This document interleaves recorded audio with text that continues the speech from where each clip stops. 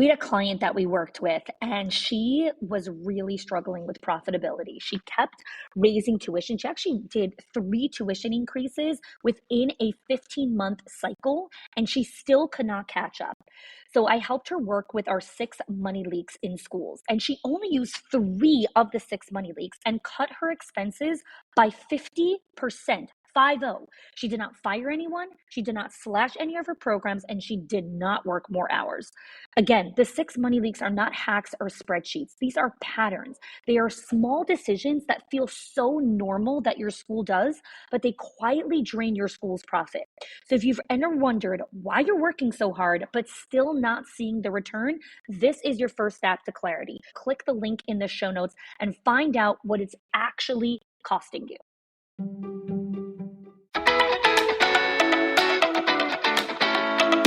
Welcome to the Schools of Excellence podcast, where we have conversations about education, leadership, and building a school of excellence. The goal on this show is to bring you clarity, up-level your mindset, and give you practical strategies and inspiration so you can show up with confidence and trust your decision-making. I'm Chani Wolshansky. I'm a mom of 4 under 10, a former New Yorker, and been in the early childhood field my entire life. And I'm so grateful that you've joined me for this conversation. Hey there, welcome back to the Schools of Excellence podcast. I'm so excited to be here with you today because today's episode is all about how to prevent overcommitting during this holiday season. So the way that the holidays fall out this year is actually the second to last week in December. The whole week is the Hanukkah celebration. So for those of you that celebrate Hanukkah, that falls out that week. And then the Christmas holiday and New Year's falls out the week after, as it always does every year. And so because both Hanukkah and the Christmas and New Year's holiday all fall around at the same time this year, I thought it was a great time to record this podcast episode on how to prevent overcommitment this holiday season. So what happens many, many times is many leaders overschedule themselves weeks in advance of the holiday season. And so they kind of make all these commitments without really looking at their calendars. So it'll be like, oh, we need to do 4 holiday parties in school. And then we need to do this holiday party with this family member. And this person invited us and that person invited us. And we're having a holiday party with the neighbors on the block. And then my son's baseball team is doing something, so I got to go to that one. And then, oh my gosh, my childhood friend is doing something and she's in town, so we got to go there. And so we overcommit, and then we actually don't get to have any time to rest and really enjoy the parts of the holiday that are important to us. So I want to talk about how to plan our boundaries so we don't get overbooked and we can have time to celebrate and also have a restful season.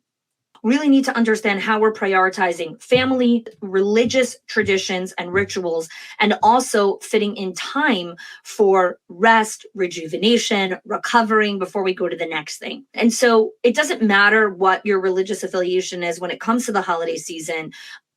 We all have different routines, rituals, and traditions that are important to us during this time of the year. And so we want to make sure that we actually have time for those things that are important for us, time to create new rituals and new traditions that we want for our own family, not just from our families of origin. So let's get started. I'm going to share with you 4 key pointers. Number 1, plan early and prioritize. What does that mean to plan early and prioritize? Well, the first thing is when you're creating a plan is you're actually looking at the calendar and saying, okay, what do we want to do? Okay, what is our intention when it comes to the holiday season? Do we want this year to make sure that we join one community holiday party? So many times, if you live in a community, there is something that's done by the community or by the city or whatever it is. You want to go to one of those community events. So Mayor and I, we always want to go to at least one public menorah lighting. So in our city, there are multiple public menorah lightings. There's one at City Hall. There's one at the Art Walk. There's all these different menorah lightings. And we like to go to at least one public menorah lighting. And so we make time for it in advance. So even though the list doesn't come that much in advance of like where the menorah lightings are going to be and what days they're going to be on, we like to decide in advance, okay, we know we're going to do one menorah lighting. So prioritize and plan in advance is what are the non-negotiables? Okay. What are the things that we know we want to do? We want to do one just family party. We want to do one thing with our kids' school. We want to do one thing with the community. We want to do one thing with extended family. Right. And so you're choosing in advance what are the experiences and kind of parties that you want to go to. Then you want to decide, okay, what else goes into our holiday season? When are we buying gifts? When are we wrapping gifts? When are we going shopping? When are we creating lists? If we're cooking and hosting, when are we making the menu? When are we going shopping, right? All of these things take time. You can't just write on your schedule, hosting holiday party. There's like 100 tasks associated with doing that. When are you going to do it? So this goes into my second thing, which is managing your work and personal task load. When you say yes to hosting a party, you're saying no to a whole heap of other things. So when you say yes to hosting a holiday party, you're saying no to maybe chilling one night and kicking up your feet and watching Netflix. And maybe you do that every night. But if you are planning a holiday party, one night you're going to have to say no to that because you're probably going to have to use that night to go grocery shopping, or use that night to do menu planning, or use that night to get started on one of the dishes that freezes well. What you need to remember is that when you go into a holiday season where there's more things being added to your plate, you're going to have to look at your usual routine and decide what you're saying no to, because you can't just put more stuff on your plate and magically come up with more time. So you're going to be saying no to something.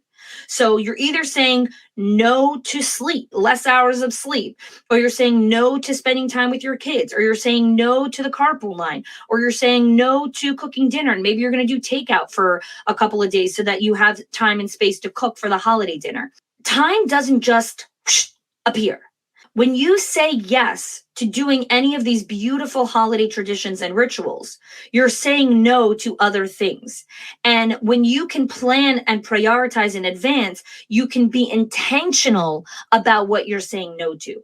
But what you have to remember is this is how you pay for overcommitment. All right. I want to explain to you the price of overcommitment. Because if you say yes to all these things and you don't say no to other things and remove other things from your plate, here's how you pay for it. You pay for it in your focus, you pay for it in your attention, and you pay for it with your quality of your own emotional regulation. So what does that mean? Well, when you're overcommitted, you're more frazzled, okay? You come into the room and you're like, why did I come in here? You go grocery shopping and you forget the most important item on your list. It's like, how did I forget that? Well, there's too many things going on in your brain. That's one area that you pay for it. You pay for it in your attention, the attention that you give to your partner, your kids, other important people in your life. You have less attention for them. So things get overlooked. So your child might come to you and say something that's really important to them, and you completely dismiss it, not because you don't care, but because you lack attention and capacity. Because guess what? Your brain is full. And the last way that you pay for it is with emotional regulation. You have less patience for other people's idiosyncrasies. You actually stop liking people. You're like, okay, I don't need to be, I can't be next to you right now. Where does that come from? It comes from overcommitment. So if you're listening to this episode and you're already in that state of being, my friend, sit down, reprioritize, and figure out what's happening. We actually have a whole training on this. It's called the Ideal Week. The link is in the show notes. You can check it out. It's an entire 90-minute workshop training with a guided workbook. So if you're like 90 minutes, I don't have time to watch a 90-minute training, no problem. Just take the workbook and work through the workbook and watch the training at a different time. The Ideal Week is going to help you understand how to use the priority matrix, how to prioritize what is urgent, what is not, what could be intentionally pushed off, like really understanding how to prioritize what's in front of you. That's the second thing, okay? Plan early and prioritize, manage your work and personal tasks. Hey there, school leader, and specifically to you directors and assistant directors and maybe some administration that listens to this show. I have something special called the Time Management and Accountability Bundle. I know that many of you during this season are struggling with holding staff accountable. You want to be able to set up the right reminders so that you don't have to consistently chase after staff to get things done. You want your to-do list finished, and you also want to be able to hold parents accountable among heaps of other things that need to get done. So we have created the time management and accountability bundle specifically for you. In this bundle, we give you scripts, templates, some micro trainings. Really, each particular training that is part of this bundle is short and actionable, so you can immediately execute in your center and start getting results. For access to your own time management and accountability bundle, click the link in the show notes for more information. Number 3, I think this is one of the most important ones. Maintain your self-care rituals. What does that mean? Whenever I go into the holiday season, so there's kind of 3 big holiday seasons for me. There's the high holiday season, which is September, October time. There is the Hanukkah season, which is typically in December. And then there is the Passover season, which typically will fall out end of March, April time. So those are the 3 big holiday seasons for me. And there are very specific self-care rituals that I have on a regular basis, but that I also increase during holiday season. What does that mean? Well, if you have a self-care routine where you go walking every day, or you do Pilates twice a week, or you go swimming, or you have a weekly massage, or you go for a weekly manicure, or you get a monthly facial, or whatever, right? Whatever your self-care ritual is. And then you decide that during the holiday season, that's the thing you're going to let go of, right? So what I just said a couple minutes ago, right? Where you have to decide if you say yes to this, you're saying no to this. What happens a lot is people say no to their quote unquote extra self-care routines. They're like, oh, I'm going to skip the massage this week. I'm going to skip swimming. I'm going to skip the Pilates class. I'm going to skip the massage. I'm going to skip the date with my husband. I'm going to skip the phone call to my good friend. I'm going to skip coffee date with my neighbor. So we choose those things to skip. Ladies and gentlemen that are listening, those do not get skipped. Those are the anchors that will keep you sane during the holiday season. Don't let go of your self-care rituals. You need them during high pressure, high stress situations. So some of you are listening like, no, the holidays are not high stress for me. Guys, it doesn't matter what you do for the holiday season. There is an influx of energy that happens during this season. Okay. There is an influx of messages that are being inundated to you. There is sensory overload that happens during a holiday season. Whenever you go outside, you go into the mall, you go to the grocery store, there's a sensory overload that happens. So even if you're not overcommitting, the environment is throwing things into your face that your mental capacity gets clogged. And so you need to maintain the anchors in your life. We actually have a podcast episode called Anchors versus like what your anchors are. I forgot what episode it is, but definitely go check that out. There's a whole episode on how to choose your anchors and your non-negotiables.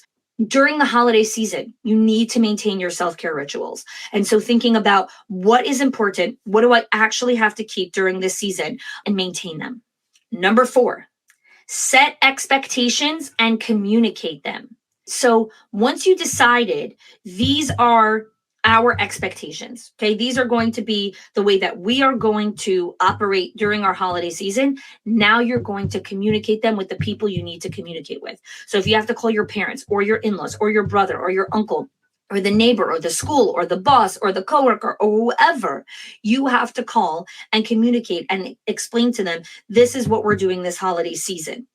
The reason you actually have to communicate is because avoiding it does not work. It doesn't help. It doesn't work. It's not good for you. It takes up your mental bandwidth. You need to communicate what is going inside, what you're deciding to do during this holiday season. Now, the last thing I want to share with you when it comes to preventing this overcommitment during this time is really understanding how to practice discernment as you're moving through the holiday season. So what do I mean by that? What happens a lot of times is we create the plan and then we become very rigid with the plan. So I'm not telling you not to stick to your plan. I think it's very important to stick to the plan, not change the plan. But you also need to be able to practice discernment and say, okay, is this a moment where we have to say, 3 of our kids are tantruming. Everyone is exhausted from the night before. We didn't anticipate that last night's party would go so late and the kids would only go to bed at 1 a.m. And now they're exhausted. And we promised this and this person we were going to come for brunch, but everyone is shot. It's practicing discernment in that moment and saying, do I need to change the plan? Do I need to go and communicate that we're actually not going to be able to make it? The all or nothing approach, the black and white thinking approach around, well, we made the plan, well, we made the promise, well, we said we were going to go. Yes, you need to keep promises. You need to keep commitments. I am never going to be a person that's going to sit on a mic and pontificate about not keeping promises. You need to keep your word. That's how you create integrity. And you need to practice discernment. And if there's any time during the holiday during your life where discernment is needed, it's during a holiday season. It's understanding your kid's capacity. It's understanding your personal capacity. And this goes back to number 1, which is plan and prioritize. Don't plan a breakfast the day after you all stayed up late at night for a party. Everyone's going to be cranky, including you. But people don't realize that when they're planning it in October or November, they're like, we're going to be fine. This is where not overcommitting, right? This is where keeping white space comes in, where you could take the next day and just veg out. And it's like, great, we have nowhere to be. There has to be moments during the holiday season where you have nowhere to be. There's no commitment. You have nowhere to be. You don't need to show up anywhere. Stay in pajamas all day. But if you did end up making certain commitments, also make sure you could practice that discernment in those moments. So here's what I want to leave you with here today. The holidays are such a beautiful time of creating memories with your children, with your partner, with your colleagues, as a school. It's a massive culture building opportunity. I speak so fondly of the first year. So we moved here in August of 2020, and in September was the high holiday season. And that high holiday season was the time that we really connected and bonded with the people of the community. We were up late at night. We were in the synagogue together, hanging out. The kids were playing like that. I have some of my best memories of that holiday because we really created some deep connections with members. And there are friends, and now there are friends, really good friends. So the holidays is such a beautiful time for creating memories, new experiences, creating new traditions. This is our 3rd high holiday season. This is going to be our 3rd Hanukkah season here in Coral Springs. And I'm excited because we've already created some amazing traditions over the last 2 years. And this will be our 3rd year here, really marking just how far we've come and the beautiful moments that we've created during every holiday that we've celebrated here. And we also want to remember that a big part of looking back fondly of a holiday season is, was I present enough to enjoy what I put on my calendar? Like what I committed to, was I present enough to enjoy it? A couple of hours before our wedding started, so 13 years ago, there was the couple hours before I went down the aisle. And my friend, my really, really good friend was with me that day. And I was, getting my hair and makeup done. And she got married a couple of months beforehand. And she was sitting next to me and she looked at me and she's like, listen, honey, if there was one piece of advice I could give you for this special day is be present. Enjoy every moment. The wedding goes by, it's 5 hours, right? If you think about a wedding, it's 5 hours. And she's like, it goes by in a flash, but are you going to remember that you were present at those moments? And I'm forever grateful for that advice because I really do remember so many very specific moments from that day, which I treasure inside of my heart. The holidays are such a beautiful time. And while the holidays are not a once in a lifetime experience like a wedding, the holidays come every single year. Every year is a chance to renew that beautiful time to be present, to enjoy what it is that you created. So that's what I want to leave you with today. I want to wish you an amazing holiday season. I want to wish you presence of mind, joy, abundance, and really just treasure these special moments with the people that you love. All right. Wishing you all the best. Have a happy holiday season. Thanks for joining me today on the podcast, and we'll see you next time. If you are loving the Schools of Excellence podcast and have gotten any value out of it for your school, I would love if you can do two things for me. One, subscribe to the show so you never miss an episode. And two, can you please leave us a review? Reviews help other school leaders know that this is the place to learn how to build a school of excellence. And I would be so grateful if you can do that for us. Your help and support makes this show to be able to be listened by the thousands of other school leaders all around the world. Thanks so much for listening, for giving us your time and attention each and every week, and I appreciate that you have joined us.